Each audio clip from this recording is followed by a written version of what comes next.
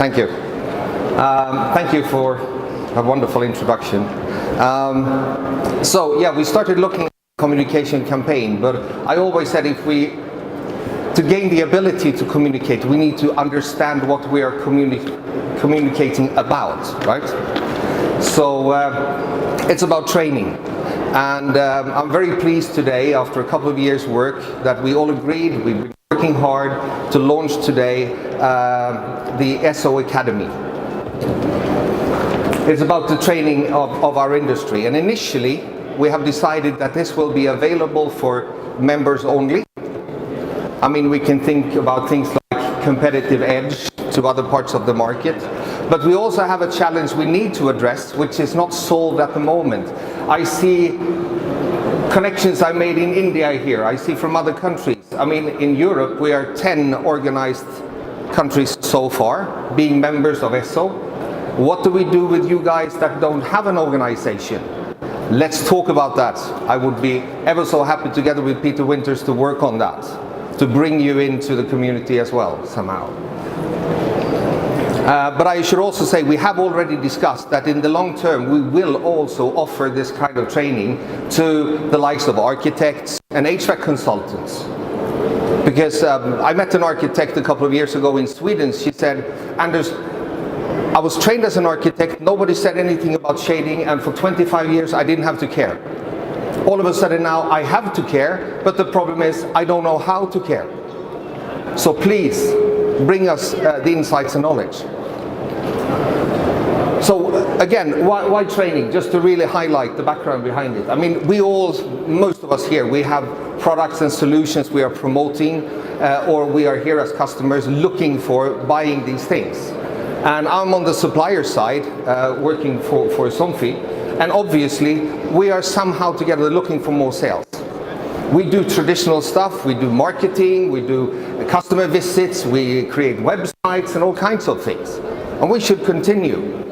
But there is one cog missing, and I say knowledge, and not knowledge about our products, but knowledge about who we are in the building sector. What's our role? And if we have that knowledge, we will be perceived by the receiver of the information as being professional. If we are professional, we will gain their trust. And by gaining the trust, they will allow us to influence their decisions. And this is where I say this will create sustainable sales growth over time. So this is where I come from, our line of thinking. So I said our role in the big picture, because a building, we're only one piece of the puzzle here. It's about the sun. What does really happen with the sun? It's about the glass. Peter mentioned size of glass, etc. What's the relationship here with us? It's about overheating, we heard about. It's about keeping warm and keeping cold, and climatize the building. It's about how we calculate these things and simulate them, that we will address today. It's about health factors, productivity, etc. It's about budget. Big challenge for our industry, because normally in projects they call us 5 to 12. And it's supposed to be cheap and tomorrow. We need to address how can we be involved earlier in the planning phases, have a fair chance to promote quality and good performance of our solutions for the benefit of everyone. And then it's about, obviously, the dynamics around our shading products. We need that understanding as well. So we have decided to launch 2 levels of trainings, because we recognize there are different levels of interest in our industry. So we say an advisory level is now being created for those, let's say, smaller family operations with let's say, limited ambitions to grow. They have a steady market, etc. Fine. But let's get a decent basic understanding about things. We are drafting like a half-day course with some kind of easy test at the end, etc. As an introduction, and also as a teaser, maybe initiating and inspiring, say, oh, this was interesting, I would like to take the expert level because I really want to learn more about this. I like this. Yeah, sorry, half-day course and certificate of participation. The other one is the expert level, which will probably range over 2 days. There will be a proper written exam. Excuse me, I need some water. And there will be a proper certificate connected to this.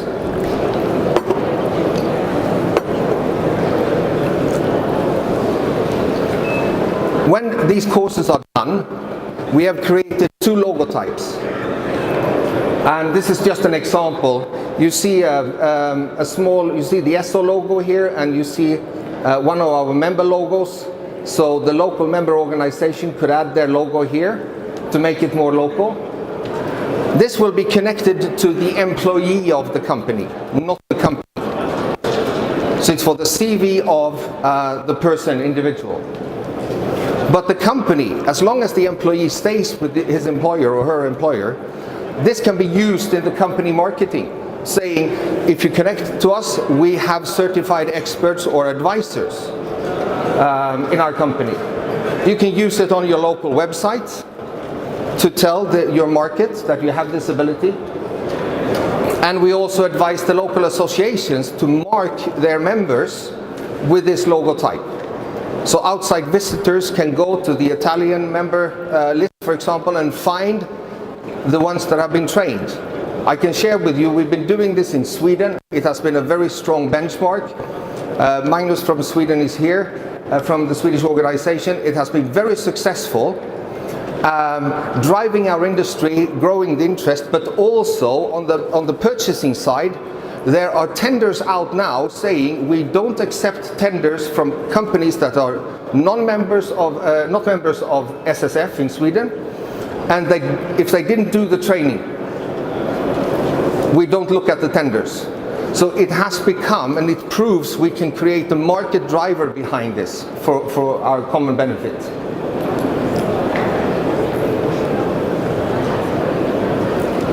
Practically, it will be organized by the local associations in terms of location, logistics, translation of material, etc. So we still have some homework to do to be ready. But all certificates for each individual will be issued by ESSO to keep this under control. So we can still, over time, know that it's a system we can rely on. It's a reliable system. So timeline roughly today, we launch it today by informing you. We have a General Assembly in April on Ireland, where we're going to take the common standpoint on all the details and say, yes, we approve, we agree, this is what we go with. September, we are starting to address train the trainers. I will be able to do the training, but I only speak English and Swedish. So what about Italy? What about Greece? What about Spain? We need to localize this. And when that's done, we could maybe from October onwards start to implementing this in a wider scope. So, just to give you a few short flashes from what the content will be about. I already mentioned this slide, so what happens, the dynamics with the shading and the glass. I mean, when I do trainings, my first question, I start with the glass actually, or the HVAC. And I say, do you know what float glass is? I say 99.1%, 9% of everybody I meet, they don't know in our industry what a float glass is. How it's manufactured, how it's coated. And it's highly connected to our product, so we need to have an understanding. It's about these things we heard again, about view to the outside, quality of life in buildings. Yeah, Peter mentioned overheating. I say, this is my slide, I say it's like living in submarines. Well, we insulate ourselves and we need something to be able to breathe. And the building is made, the house is made for 2 grown-ups and 2 kids. And then we have all the family coming on Christmas and we are 15 people and we all start to sweat. And I say, I don't know about you, but I would like to have my clothes on when my mother-in-law comes to visit, right? It's crazy what's happening. It's about simulation modeling, we will hear more about. And sorry, Stephen, I forgot to put your name here. This is Stephen Selkowitz from Lawrence Berkeley. Some years ago, he gave us, a good friend of ESSO, he gave us this quote that I use quite frequently, that managing the energy from the sun is like trying to drink from a fire hydrant. I quote you correctly, I hope. Key is control. And to give you a short flash on this, this could be a building, this happens to be a building in Gothenburg where I live, but it could be Seoul in Korea, it could be New Delhi, it could be Paris, London, anywhere in the world, New York. Looks the same. Quite heavily coated glass with manual shades all over the place. So, energy efficient, smart manual shading. So I use this in the trainings already. But this is connected to a very good, interesting message we do have in our training. And some years ago we met this institute, ST in Switzerland, where the Swiss government said, we subsidize a study where you look at how we can retrofit existing lighting fixtures in the building, make them more efficient.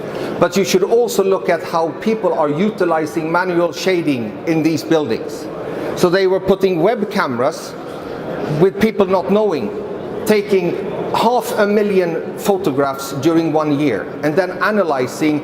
This was external blind, so a movement was a slat adjustment or a movement up or down during 1 year. And I have a question, and now I know people here have heard me before, so please be quiet. If you didn't see me before, I will put a question to you.